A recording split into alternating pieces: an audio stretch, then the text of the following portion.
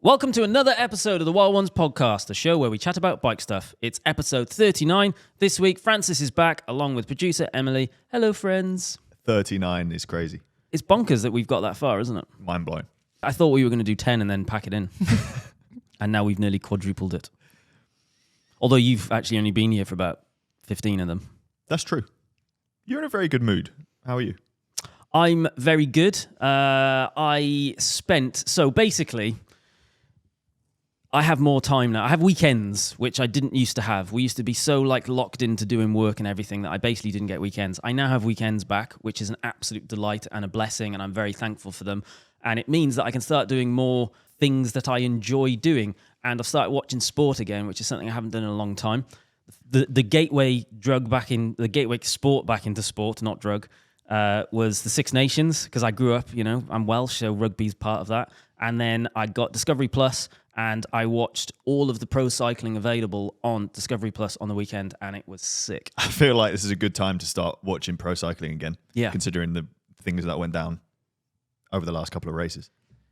Well, yeah, it was a very entertaining, eventful weekend, and it's nice kind of getting a gauge for who people are again. But what I have learned, and it has been backed up by the commentators, is that basically all pro cyclists now look the same. They either have a beard or they don't have a beard. Who are the two teams where they're both in blue kit? It's Quickstep and someone else, so they're both in blue kit with white bits on. And there was a photo posted online of the two riders together. And if you're on a helicopter image, you wouldn't know. Well, there was the race. There was a race in Belgium where Zeb from Northeast was racing, and the weather was so hideous the entire race. Pretty much everyone was wearing rain jackets and warmers. And that's just normal weather for here, so Zeb must have done really well. Yeah, you would have thought so. He was in the breakaway, right? Because of that as well, you can't even see numbers. So even if you did have a list of who the numbers were, you still wouldn't work it out. But I guess most significantly, it was Strade Bianche, which was mega good. The women's race was absolutely sick. There was so much attacking. Honestly, it was one of those races where you're like, I don't know who's going to win. There was this constant tussle in it was really the last 10K, which is in stark contrast to the men's Strade Bianche, where everyone knew exactly what was going to happen from 40K, 80K to go. Pogačar said, I'm going to attack on this climb, and then did. And still no one could do anything, and then he rode on his own. I think he's trying to set an expectation that he's not worth going after. Did you upset people when you posted your thing on Instagram that said Aero is dead? And it was a picture of Pogačar riding in his upright position. Yeah. Some people were very triggered by it. Were they? Yeah. Mission accomplished. I messaged Aero coach saying, with that screenshot, just saying, why is Pogačar's position so shit? Just to poke the bear. And what Xavier replied, I think it was Xavier replying, do you want to know the exact reply? Well, just the loose idea would be sufficient. Can't remember. Good for a CX position. When CRR is as important as CDA on those surfaces, you can afford to give up a bit of CDA. CIR being rolling resistance. I actually think there's a change in, and it's why I posted on my story. I think cycling, even at the pro level, is transitioning to, or a better understanding that comfort is actually really, really valuable. And you can push lots of watts, or perhaps push more watts for longer if you are slightly less aero and prioritize things like hip angle and stuff like that. You never know. You might find that his position is outrageously fast just because of the shape of his body. Mm-hmm. There is that as well. Despite looking upright. Aerodynamics are a funny thing. But especially in that race, the surface is so much more gravelly than people realize.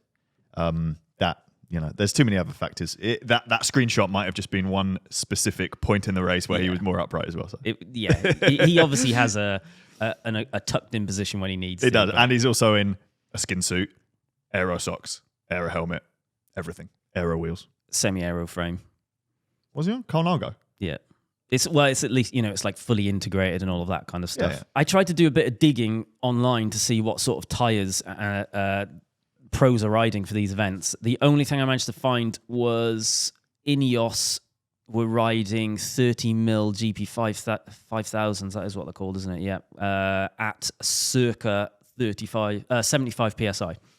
So 30mm tires, 75 PSI, road tires, And it's mad to think that they are riding tyres like that on an event like that. I get it because obviously their priority is pace and speed and rolling resistance, and they are also doing road sections.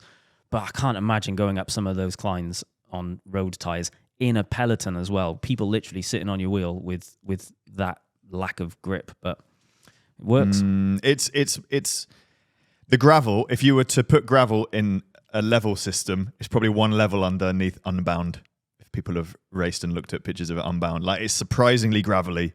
I rode it with Daniele Benati, who previously, he lives in that area of Italy, and he's an ex-pro. And the first white road that we hit together, I was running tubes and hit hit a rock straight away and punctured. And then we fixed it and it was fine for the rest of the ride. But it's not like you can just hit it full gas and be fine. They're not your normal. It's not road with a little sprinkling of gravel. Some of the sections are like really gravelly. I think it's a great example of why normal consumers, normal people shouldn't follow what the pros do. Because they're riding that tyre setup on that kind of event is a pro thing only, because they want the absolute maximum performance, whereas a normal person is going to have a much more enjoyable time on a larger volume tyre, probably with a little bit of dread. They're just hoping. A lot of it is luck, and they're prepared to sacrifice that. There's a chance that they might get puncture any time, but the aero benefits and the speed benefits are obviously worth it. This might be the most perfect segue in Wild Ones podcast history. Unintentional. On the topic of Strada Bianca, their official Instagram page shared a photo of the race showing yet another Lotto Destiny rider having issues with their front wheel and tyre. So you might remember last week we talked about how Lotto Destiny rider Thomas de Ghent's hookless tyre blew off the rim in the UAE Tour. Well, this latest picture from the Strada Bianca shows one of his teammates appearing to have the same problem. Again, in the photo, we see the tyre and foam insert has detached from the wheel and the rider was forced to carry his bike. Following de Ghent's crash, the UCI has said they'll review hookless rims and tubeless tyres a matter of urgency. Meanwhile, the team's tyre sponsor Vittoria has issued a statement saying that hookless system wasn't to blame for this crash. They said it's crucial to clarify that the rim's failure resulted from an impact from an object, in this case a rock, and is unrelated to the hookless rim design. The force was so severe that it tore apart the tyre insert. So that's very much in line with how you're describing the gravel of that event, that it's actually quite aggressive, and therefore it's quite likely that you did hit something quite severe. I think that statement refers to the UAE Tour, which was a road tour. Oh, right. I see. Which is probably the opposite. Probably the smoothest road in the history of with zero rocks on. With zero rocks on. Well, they're saying he managed to find a rock, so who knows? They also insisted it's not a compatibility issue amongst the components. Meanwhile, wheel sponsor Zip has said they're working with a team to understand what happened. Hello, Emily from the future here. Since we recorded this, Zip has put out another statement agreeing that a rock caused the first incident at the UAE Tour. They say the level of impact caused severe damage to the tyre and rim and would have done so regardless of rim design.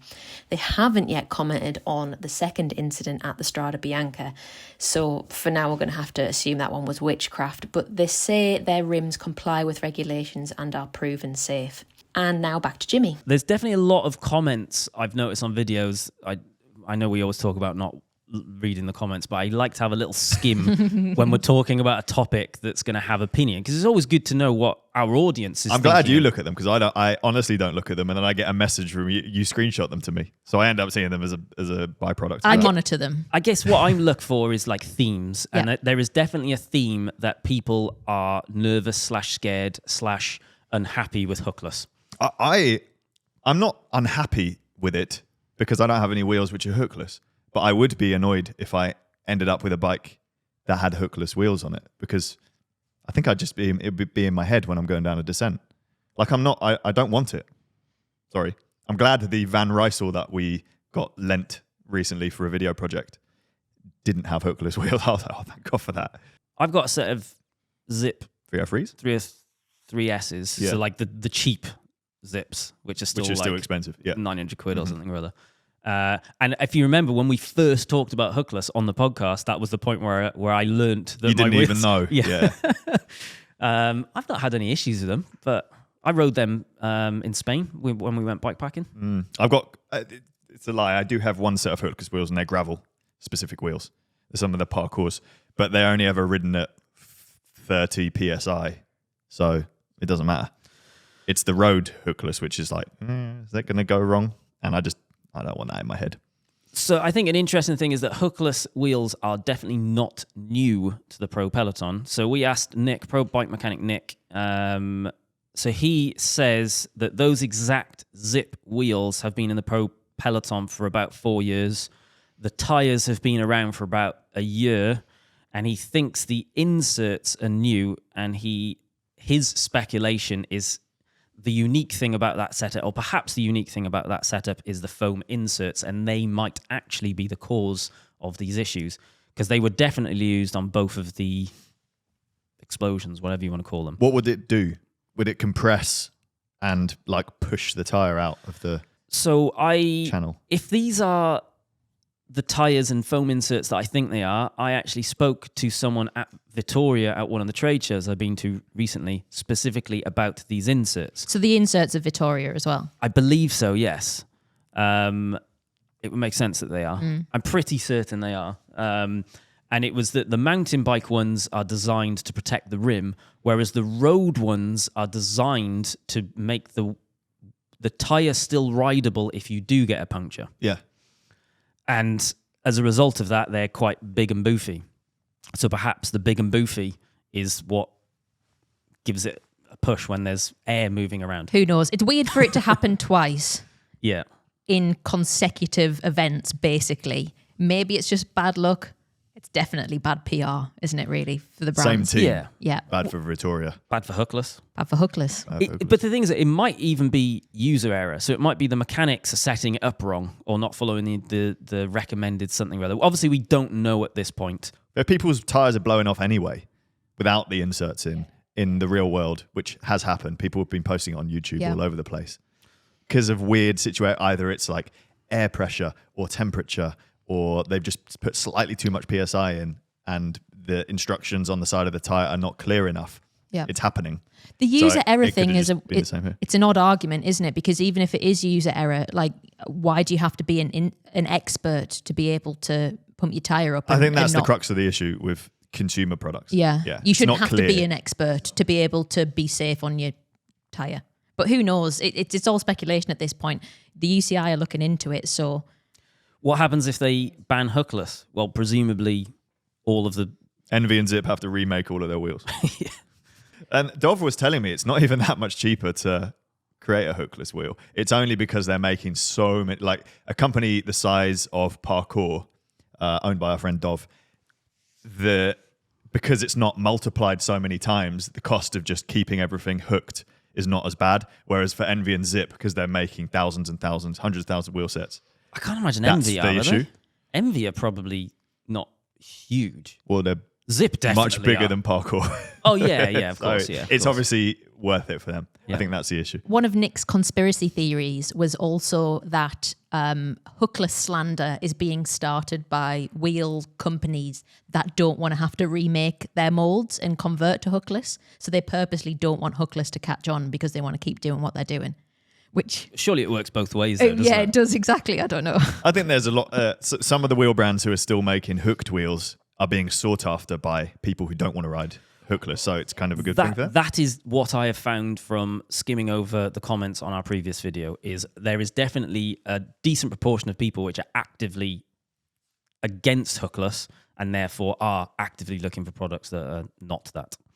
So yeah, it's definitely an interesting one for us to keep tabs on going forward and see what happens. Because yeah, if they ban them, I guess that still doesn't stop Zip from selling their wheels.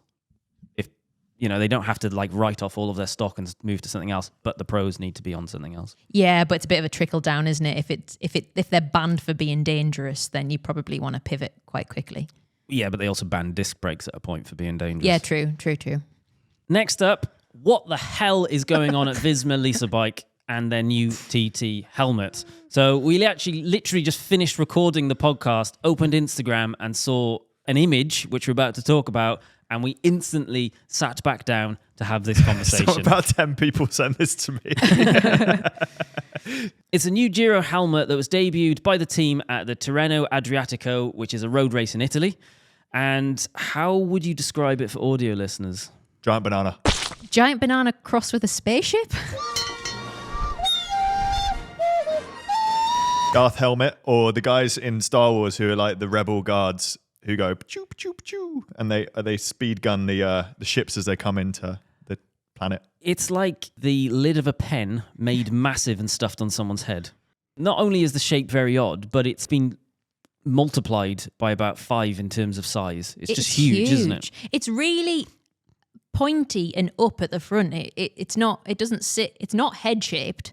It's so wide. So it's created aerodynamically. They have made a fairing which is supposed to be like make the air smoother going straight over your body, isn't it? It's so big, it's made you into a torpedo. I'm amazed this has been allowed. I feel like it's going to be banned very quickly. This is why the UCI exists. Like, so many of their rules are aesthetic, and they just ban weird stuff for looking weird. And surely they're going to get rid of that. Well, where do you stop? Because that's so close to shoulders and it's so big that you could almost design a helmet that is a whole pod of a person. And it'll be real fast. Yeah. Well, that is like, there are those bikes, aren't they, where they're based like shells. Fully faired. And they're significantly faster than all the land speed records and stuff. Yeah. So we'll see how long this is breaking news for us because we're recording on a Monday. Let's see if by Thursday it's still UCI legal. To be fair, to me, that looks better. I would rather wear that than one of those weird black neck things that the riders have been wearing. What? They've been wearing, the TT helmets have had some like built-in thing. The specialized ones have it. And it's like a black neck sock, which I don't know if they're wearing a balaclava underneath. I don't know what's going on. I've not seen this. It looks horrible. It looks horrible. It must be terrible if you think this is better. Oh, that is way better. So there have been some funny comments on Instagram. We grabbed a couple of them. When you get AI to design a TT helmet, I don't care how aero it is, we don't want it. It does look like an AI picture. It does look like Sorry, Giro. Are these things made as marketing ploys? What? So we've talked about it. Yeah. We've given them what? Because it works. I don't think they are. I think it is going to be really fast. Yeah. I think it's going to be a really fast helmet. The problem with aero means it's just like Ugly. really odd, weird looking stuff, almost alien stuff. But that's what makes things faster. Xenomorph. This presumably isn't going to be illegal in triathlon. Interesting. It's so new, we don't even know the name of it yet. Maybe we will by Thursday.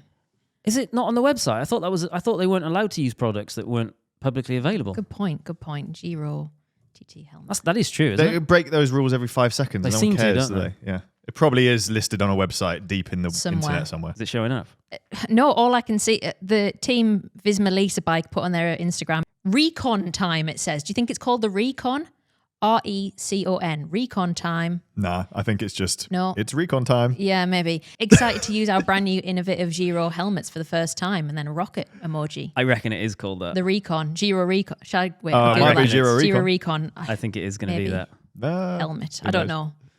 It's going to be that.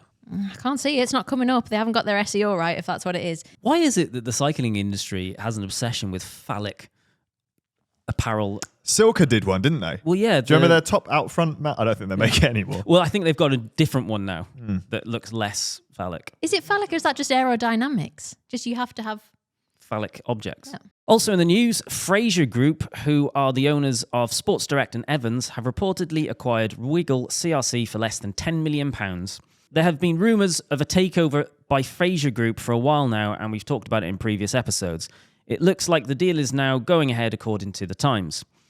They've apparently agreed to buy Wiggle CRC's brand and intellectual property, meaning that they'll have the rights to in-house brands including Vitus Bikes, DHB, Nukeproof and Lifeline. Unfortunately, all of Wiggle's 447 staff are set to lose their jobs. It's unclear what this acquisition will mean for the Wiggle brand going forward. So we know that Fraser Group owns Sports Direct and Evans. Are they going to merge all of that together into one super group company? I think the answer is yes, because they're going to look at brands like Decathlon, who are legitimately one of the biggest sports retailers in the world, and they're going to go, well, I don't know if either of you have walked into a Decathlon recently. Oh, actually, I know you have because we walked into one in Canary Wharf when we were in London. not Canary Wharf, Canada Water.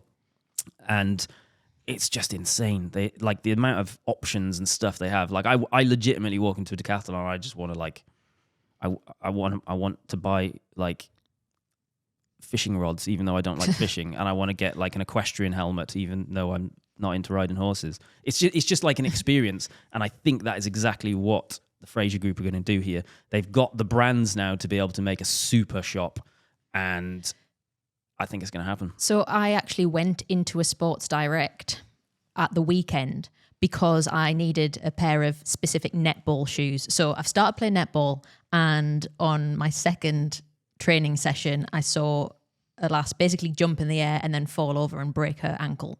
It went off sideways, and it made me realise that my shoes were not sufficient enough for what I was doing. So I wanted a specific pair of netball shoes that were super grippy and I wasn't going to slide around. And the only place I could find those was Sports Direct, who've just opened a brand new shop in the Metro Centre, which is a local shopping outlet. It used to be the biggest in Europe. It used to have a roller coaster inside it. Biggest in Europe? Yep. So the Sports Direct I went into was very much set up like a Decathlon. It was huge. It had lots of different sports sections within it. It had a whole bit for football with like football boots and balls, and then it had a whole running trainer section, then it had a specialist trainer section, and then it had sporting equipment, so I can buy hockey sticks and badminton rackets. And I didn't actually see bikes. I didn't look for bikes because that wasn't what I was there for, but I didn't see any bikes. I'm not sure, because they've owned Evans for a while now, I haven't seen any.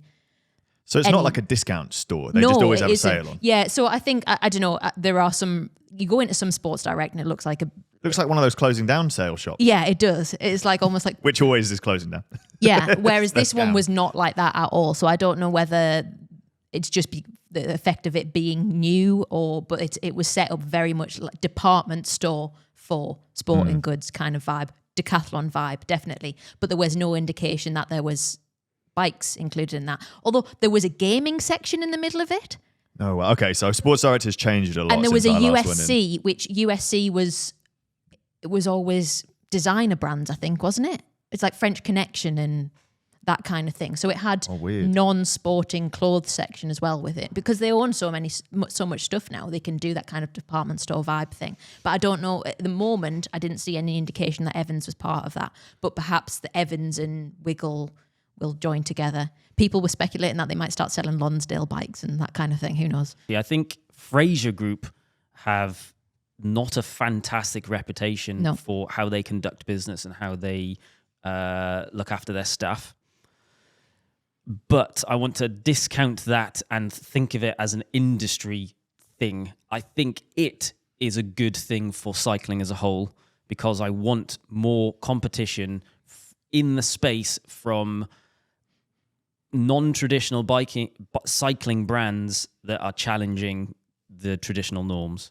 And that's one of the reasons we like Decathlon, is that they are absolutely doing that. And I want more brands like Decathlon. I don't want it to be just Decathlon. I want there to be other ones that are forcing change, forcing better value, approaching things differently, and actually making sure that the people that are actually buying bikes, which is not, like, most people are not buying £6,000 bikes. They're buying £500 bikes, £1,000 bikes. And this increases the chances that there's going to be better value, better competition in that space where most people are buying bikes. So for that, I'm excited. Yeah, totally. It's sad for the people losing their jobs. I saw on Cycling LinkedIn, a lot of people have started publicly advertising their jobs. I saw Garmin's head of whatever it is, Big Jack, was advertising to sort of Wiggle staff who are outgoing, kind of saying, these are the jobs we have posted. So hopefully that will be able to be mopped up. Although, to be honest, if they got jobs outside of cycling, they'd probably make more money. Now on to our big question, or should I say questions, because this week we're going to have some fun and play a game of Would You Rather. So we have some cycling related and some not, and the first one is, would you rather have rain for an hour of every ride or 4 punctures on every ride? Oh. 4. This is not even a hard one for me. Rain, easily. You'd rather the rain? Yeah. Because I can just wear waterproof trousers, waterproof jacket, get to the other side. Because then you've got to clean your bike, which takes as long as fixing 4 punches. I'm pretty fast at fixing a puncher. Just don't clean your bike. Does it mean you will never have rain? I was about to ask the same thing. I mean, I created these questions. I guess the answer would be yes. 100% 4 punctures.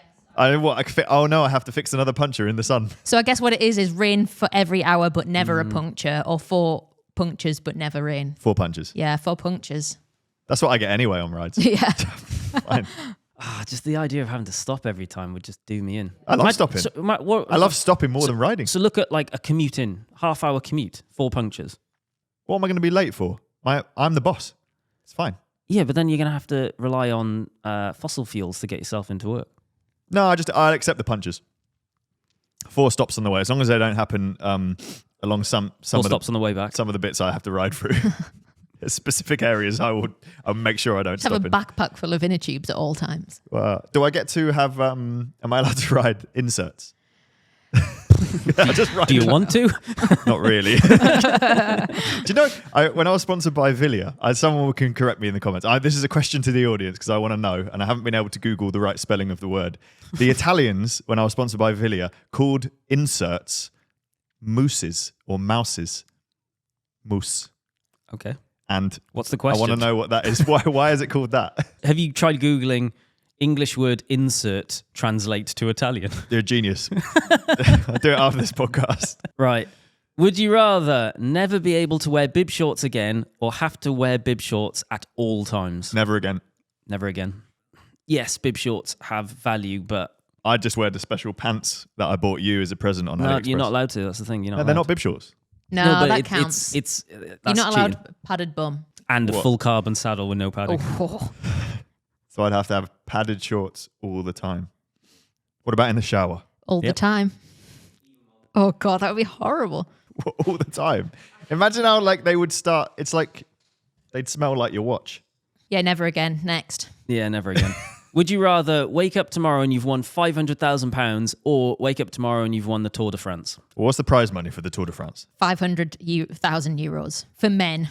Or I am a man, so I would just win the Tour de France. I knew it. I knew he would find a way of saying I would win the Tour de France. Well, 500,000 euros is not that far off £500,000. And then you could just make money doing the circuit. Yeah, the circuit. I'd release an aftershave. Get a sweet deal with Red Bull or something. Yeah. So I would definitely take the £500,000 and not win the Tour de France because, firstly, if you would you value the anonymity? Yeah. Well, I do. That's a good point. But also, the winner of the Tour de France doesn't just get the prize money; it goes to the team, and then you get a share. Not if you just don't let them. I don't think it will even go to you; it will go to the team.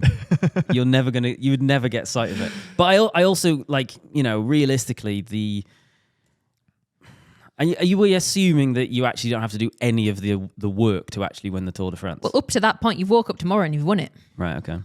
That's kind of cool, but What are you choosing, Jimmy? 500 grand. I don't know if you've heard this before, but I'm a finance guy, so I can make that 500 grand work for me. If I woke up tomorrow having won the Tour de France FAM, I'd have earned about £10. So I would choose the 500,000.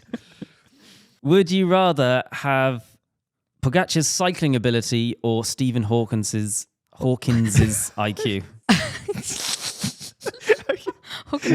You imagine you'd be able to read. I would easily take Stephen Hawkins's IQ. Yeah. Would you? Yeah. Everything's already been invented, though, hasn't it? What No. would you use it for? Unlimited energy.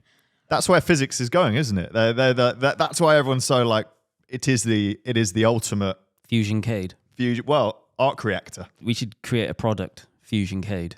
Should be like an aftershave. That's my aftershave. I'm going to release after the Tour de France. Fusion CADE by CADE. Well, it's just your voice. We'll get someone better to do the voice. We'll get Justin to do it. Yeah. Fusion CADE by CADE. Would you rather win £1 million on the lottery or go back 10 years with all the knowledge you have now? I would take the £1 million right now. I wouldn't change anything about my past. No, you're talking about reliving the last 10 years. 100% that. But if you had that knowledge... Time is much more valuable than money. If you had that knowledge, you wouldn't follow the same path. It would be different. Even better. I have nothing that I would want to do different? I would find it incredibly stressed because you'd want things to happen in your life at certain points, like meeting a significant other or a great opportunity or whatever. You'd have to remember exactly where you were and how those things happened. That would give me intense anxiety. I've just realised you're essentially, if you took the 10 years one, you're saying goodbye to the version of those people that you knew. Yeah, you are. Okay, that is sad. But you have the potential to make a lot of opportunities. Oop. Hello. Hello. Cheers. Cheers, mate. I like that guy. Sorry for that brief interruption. We were just joined by the postman. He was on guard because usually he gets attacked by Bella. Yeah. Bella's not here. Bella's not here.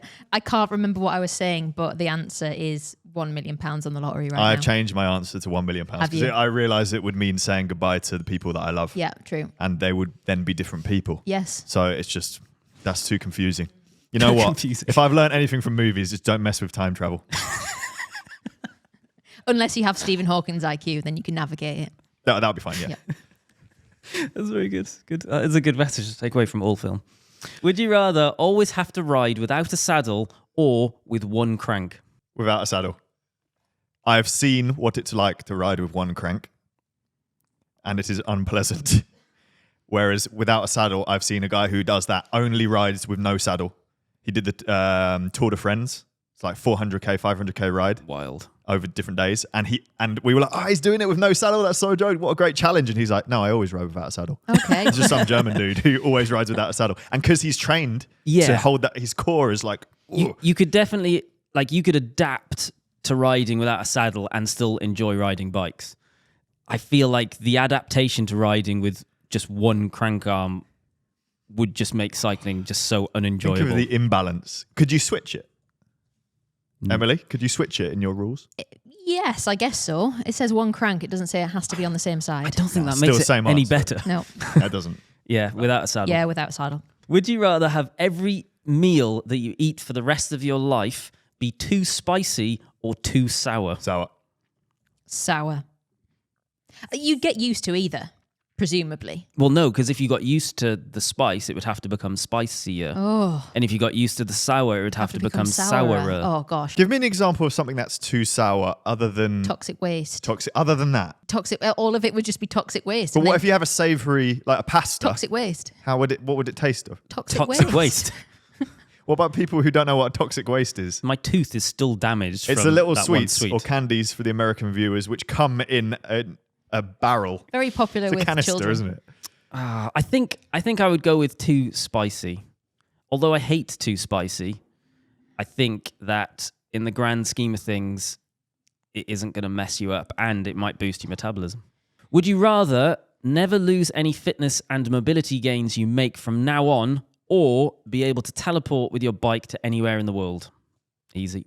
Teleport. I would do the other. Fitness gains. I would much rather be able to enjoy physically moving for the rest of my life without teleporting all over the place than teleporting stuff. And I saw this question, I knew you were going to go with teleport. Teleport into a bank vault, take the stuff, money, or diamonds or gold. Stuff them in the bike frame. Teleport out, pay a personal trainer.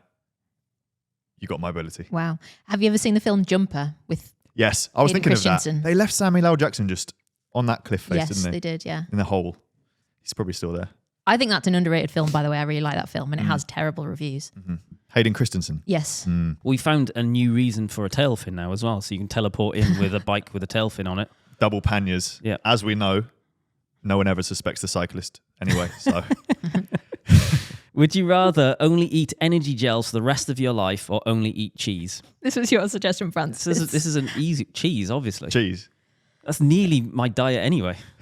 It's not far from that anyway. You just add a bit of bread. All I would have to do is not eat the bread that I eat, and then I'm there anyway. Yeah. You could have, so when I came up with this one, I figured you could have any type of the item as well. So the cheese, you could have goat's cheese, you could have Baby Bells, you could have vegan cheese, you could have all sorts of different cheeses. Fondue drink. And energy gels, you could have like normal energy gel. You could have those ones that are a bit yogurty. You could have those ones that make you like strip and burn fat. They're probably really bad for your heart.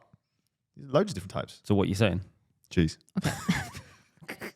Would you rather ride a month-long bikepacking trip with a squeaky BB that can't be fixed, or someone half wheeling you the whole time? When you say the whole time, do you mean just like all the time, or do you mean on that bikepacking trip? On that bikepacking trip. Okay. Squeaky BB, I do that one every time anyway. So I'll just do that. It's very it's very annoying, but I think the half wheeling thing would do me in more mostly because I'd be thinking like someone's coming down. There's going to be a crash.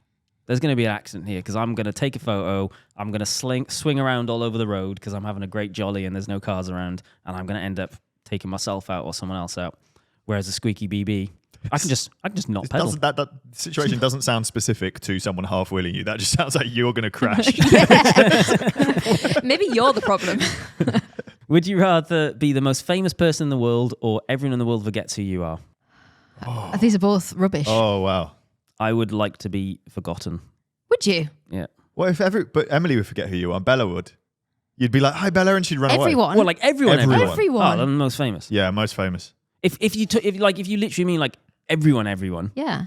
then You could. yeah, They won't continue. You could reintroduce yourself, but they will have forgotten you. Oh yeah, no, I'm definitely not doing that. Right, Similarly to who's the most famous person in the world? Will Smith? The Queen, Who is the most Beyonce? famous person in the world? Taylor Swift. I It'll don't know. be Trump or like knows? think about other cultures. So I think it's probably going to be someone like Taylor Swift because her reach is just astronomical across like so many communities. Anyway, regardless, yeah, I guess you would be them. You wouldn't be able to. They're both a curse.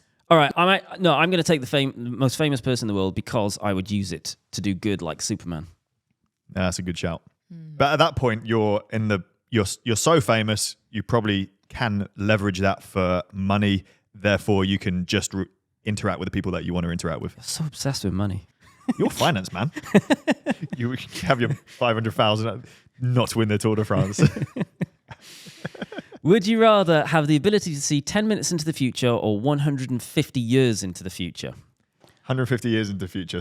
So, Definitely. 10 minutes into the future means that you can make some like mad gains. So this is like Back to the Future kind of stuff. You know, like you know what sporting event, what the results are going to happen. You know when someone's going to score a goal. You could do it to become outrageously successful very, very quickly. You're always going to win a bet. Always. Well, yeah. However,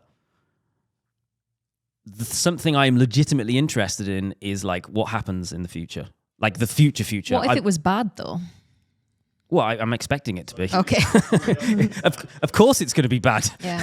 From a curiosity standpoint, you'll be able to see 150 years in the future, and it's exciting and interesting. But then you can use what you've learned to create or invent something earlier than what it was. Yes. Oh, no, we're messing with time travel But again. however, it's unlikely that you would be able to develop a technology that was relevant 150 years into the future. The most likely thing you would get from seeing that into the future is like, oh, well, yep, I was right. We are all ruined.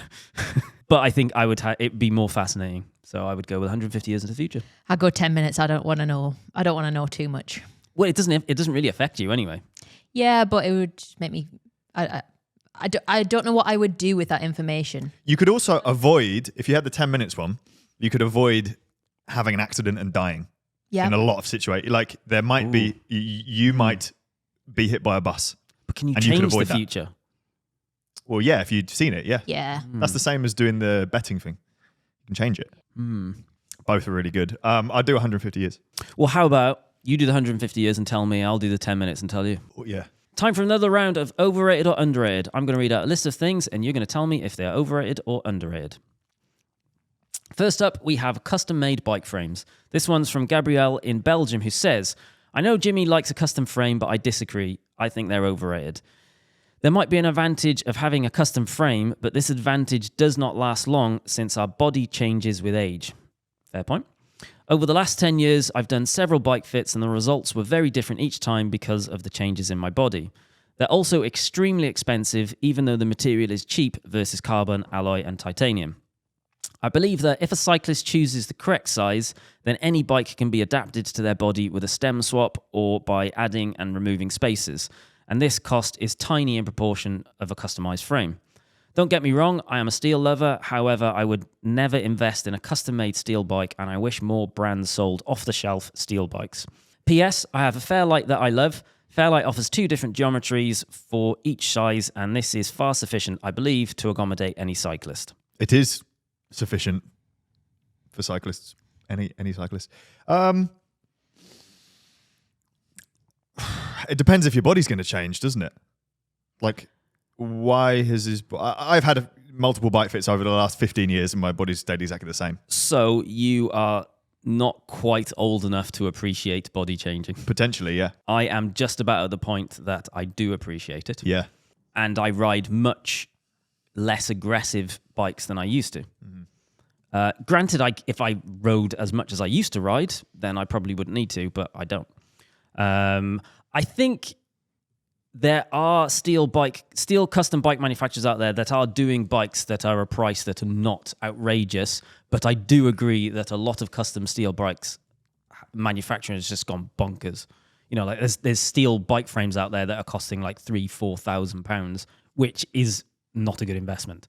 But there are still bike manufacturers out there that are doing custom bikes for £1,500, £2,000, £2,500, which is obviously still a lot of money, but it's a very custom piece. You can also buy a custom bike that has a geometry that gives you options going forward as well. Might I point out that a lot of people are prepared to spend £10,000 on the latest S-Works or even more money, and most custom bikes are cheaper than that.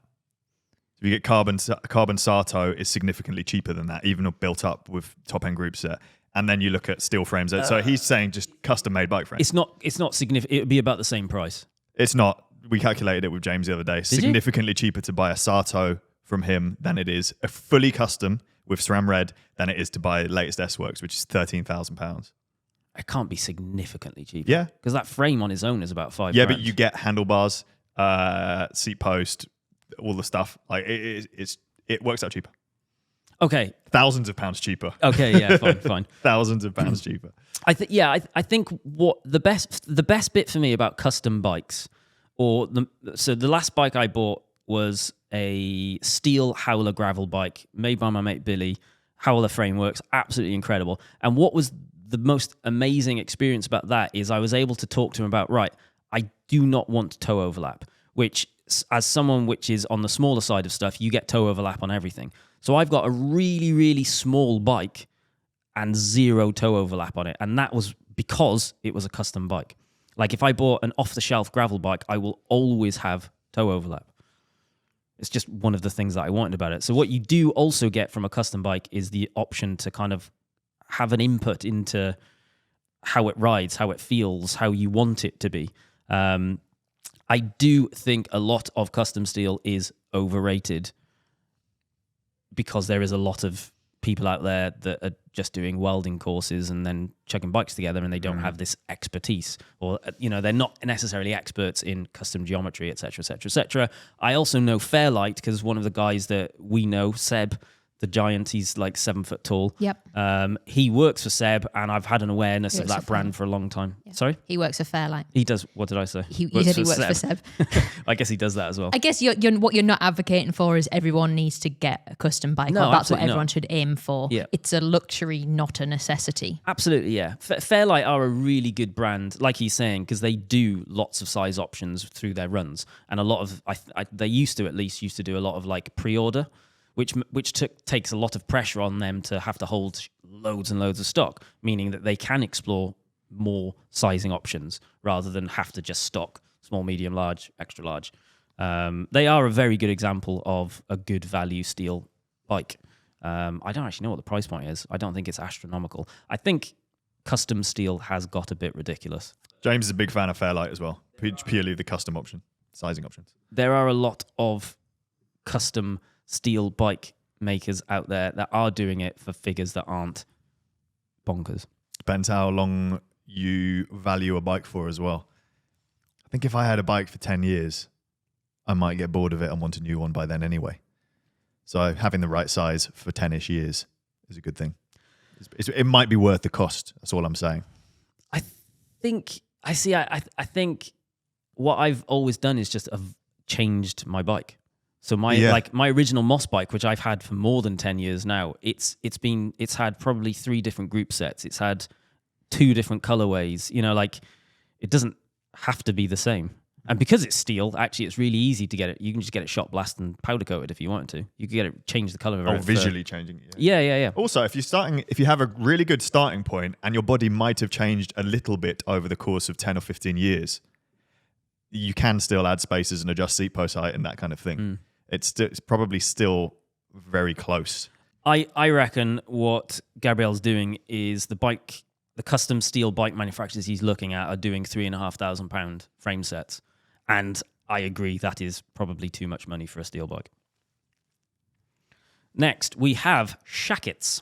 Suggested by Jake, who says he's noticed Jimmy and Francis are serial shacket wearers and says he recently had to explain to an American client what a shacket was. What's a shacket? Before this, I had to explain to you what a shacket. A shacket is a shirt jacket. So it's like a light jacket that looks like a shirt. It's slightly thicker than a shirt, but slightly thinner than a jacket. How I know this is a shacket is that I'm wearing a jumper underneath it. Yeah. Which means it must be a shacket. Well, I haven't got one of them. You wear your jacket as a shacket. I wear my jacket as a jacket. Jimmy's king of the shackets, I would say. King. Do you know what? How this started though? It's because at the start of the year or the end of last year, it was incredibly cold in this studio, and we started wearing our actual big coats indoors. And then people commented, "Why are you wearing your big coats indoors?" So we all. I'm still wearing my big coat indoors. Yeah, it's just on I'm wearing it like a nice cozy blanket. So both of you invested in some different clothing. One of which was shackets, I think. Shacket. It's an indoor item. Oh, wait, do we have to rate? Yes. This is overrated. Shackets, are they overrated or underrated? Overrated. I'm definitely overrated. I'm not buying one of them. Last one, CBD. Overrated. So CBD is like the bit of weed which isn't THC, which doesn't get you high, but like levels you out, and you can get it in oils which you put on your tongue. You can get it in drinks now and lots of other stuff. It's supposed to make you feel chilled and relieve anxiety, but it makes me anxious. We had some canned ones, and yeah, it made me horribly anxious. That's not even much. I had like a little vial thing you could drip it on you. We've had some of that stuff as well. Yeah. No, not for me. I absolutely hate it. Anything it weed works for lots of related, people. not for me. Agreed. Yeah. Even though I wish, based on other people's reactions to it, I could enjoy the same experience. I think it's really interesting how like the reputation of weed within pop culture, and it's definitely a bigger thing in America, and obviously it's legal in some states in America. I don't think anybody talks about the bad sides, and I would say there are bad sides. What percentage of people do you think have a bad reaction? I don't know. Because it seems to be everyone in America seems to be fine. Like we spent a bit of time there. It's just us. Well, I don't know, to be honest. I've never even seen weed. What is it? I'm wholly jealous of anyone who can enjoy it. I was in when I was in America recently. Some of my friends were like, "Oh yeah, we're doing dry January," but they're just eating gummies, like loads and loads of gummies. They're like, "Yeah, it's an LA dry January," and they're having a great day. Waking up the next day, no hangover, super ready to just like take on the day. Because I can't enjoy that because I think I'm being kidnapped by my own friends. Yeah. So, Keep sending your suggestions to wildonespodcast@cademedia.co.uk and we might read yours out on the next show. Next up, we have Fluff Up of the Week. So, next week, Francis is going on a bikepacking trip. yay. Yay. Oh, you don't seem very excited about I've it. spent the last 2 days like just packing cardboard boxes. And what ultimately represents the Fluff Up of the Week, waiting for cardboard boxes as well. Waiting for cardboard boxes. Yeah, the bike only just turned up. It is different to what I've bike packed on before. So I just needed to set it up and get it all working right. Also, we've been doing a real versus fake cycling products video, so I had to install some of those products onto the bike. Oh no, are you really? You using some of the fake products Maybe. on a significant trip? Well, it might be the real ones. I can't tell anymore. They all look so identical. I just grabbed what I could. I typically don't care about your bikepacking trips. I'm looking forward to this one because you're going to be doing it on a bike that has a retail price of about £1,000. Yeah. I think it's interesting. Which is still a lot of money for a bicycle, but it's a bicycle which I am very confident in is going to be strong, fun to ride, comfortable, and not have any weird issues. Oh, well, that sounds boring. Well, Why there isn't still it might gonna be issues fall with the apart things and I've break? put on it. But yeah, we'll see. But I bought some new tires for it because I needed some slicks because we're mostly going to be on roads when we do this. And I bought them, and then they arrived, and I had them in my hands, and Nick looked at them and goes, "Oh, those are the ones that come pre-punctured." So Pre-punctured? pre-punctured. They're notorious for Puncturing. puncturing. I think you showed me the ones you were buying. And I was like, I'm sure Nick hates those. Yeah, he does hate them. But as we know, I would rather get 4 punches than ride in the rain. You got to get that video content somehow, isn't Well, it? that's true. You know, on a bikepacking trip, it's the same with Justin when I cycled across America. It was a relief when there was a puncture because it's a little stop and it's an excuse to talk about stuff and laugh about things, and like actually it breaks up the day a little bit. It's not the worst thing in the world. As long as it's not like a catastrophic tire failure. No, I don't really mind. So I think this fluff up of the week has actually evolved into potential fluff up of the future. Yeah. And it might be that in a number of weeks' time, when we talk about it on a podcast about the trip that you've had, the fluff up of the week might be, remember those tires we talked about? 500,000 punctures. Good luck.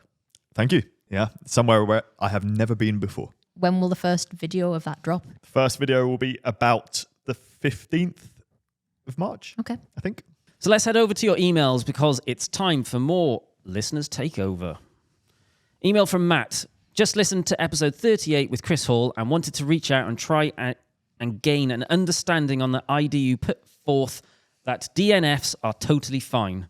On one level, I completely agree with you that we shouldn't judge ourselves if we start something and don't complete it. Stuff happens that is out of our control, and we shouldn't let those kinds of challenges frame how we feel about what we did do. The stumbling block for me is the issue of comfort zone. One of the reasons people pursue challenges of all kinds is to push themselves out of their comfort zone in order to grow and expand their knowledge of what they are capable of achieving. For most people, and most definitely me, going out of our comfort zone is hard and mentally uncomfortable.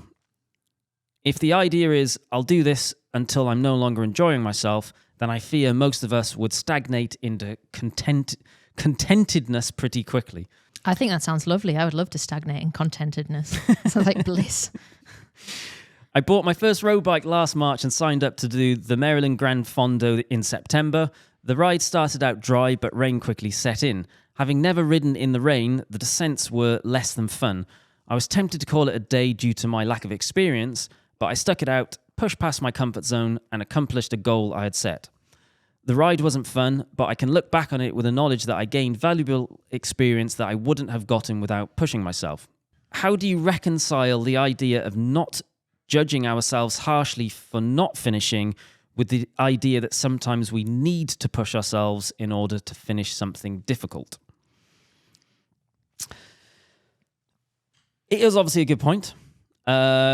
I guess where I talk about DNFs being fine and something to not worry about comes from having done lots of really, really hard events and training and riding and beating myself up into a level that was unhealthy. And as a result of all of that experience, I know what is healthy and not healthy for me.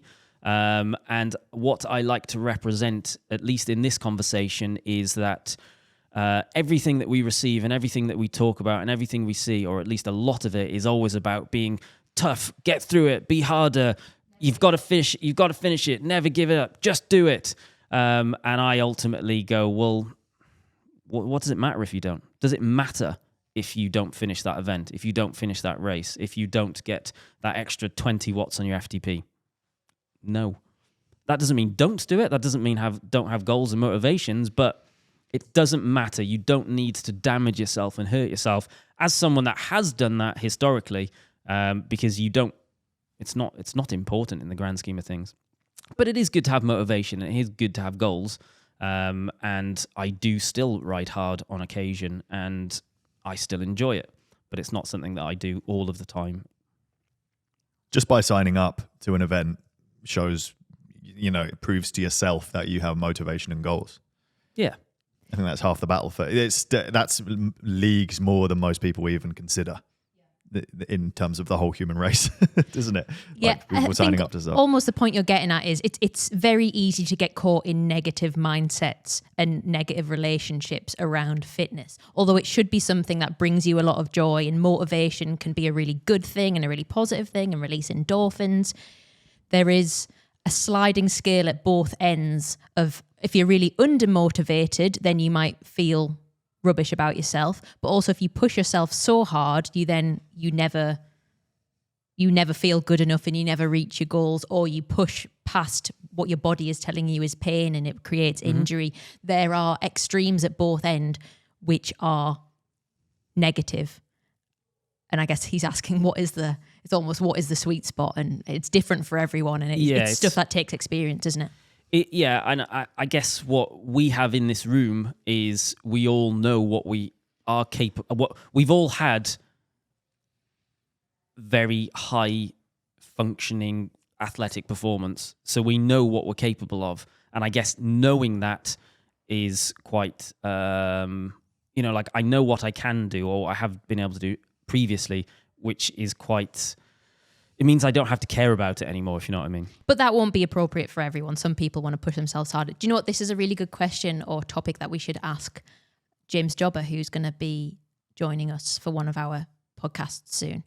Because he specializes. He's the other half of Pete and James coaching. We had Coach Pete on before. And I always remember the name of their business. Upshift Velo. Upshift Velo. And James has a particular interest in sports psychology and motivation. Yes. So he'll be a really good person to ask about this. Yeah, I often end up having really in-depth conversations with James when I'm just having a coffee, watching Nick build a bike. And then Nick's like, what is going on? And we're just like talking about Ronnie O'Sullivan's like mentality and becoming one of the greatest sportsmen of all time. I think a lot of your polarizing opinions, Jimmy, come from you consuming media or advice in this space that is so polarizing in the other way. So I think it's a result of you consuming media that says never give up, don't back down. You're trying to balance it out as you're balancing Mr. it out. Demotivator. Just give up. Sit down. Take a nap. Well, I think this is what some people think, that I am like a massive demotivator. The point is nuanced, and the answer is probably somewhere in the middle and also different for everyone. But I think that's where your polarizing opinions come from, is trying to be a counterbalance to toxic positivity. Is that I don't know what it is, whatever it is. That is a good term for it, yeah. Let's not forget, do whatever you're comfortable with, and remember that suffering is a choice. In the words of Phil Gaiman. Did I say it right that time? Phil Gaiman? What does he say?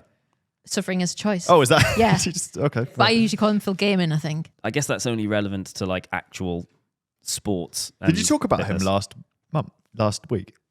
No. He got some super long KOM in Hawaii, which is, I think it's known as one of the hardest climbs in the world. Yeah. And it's something like 3 or 4 hours from the sea to the top of this volcano. And he went and got a KOM. Nice. Suffering was his choice that day. It was a choice. Yeah. That's all for this week. Thanks for listening, and keep sending your emails and stories and fun stuff to wildonespodcast@cademedia.co.uk. We hope you enjoyed the episode, and thank you for tuning in once again. If you enjoyed this episode, please consider leaving us a 5-star review on Spotify, Apple Music, Amazon, whatever else it's called, wherever you listen to it. It would be great and help us grow the podcast. If you're watching, leave us a like and remember to subscribe so you don't miss the next episode. Thank you, and see you next week. Not you. Not me. Bye. Bye. See you in a few weeks.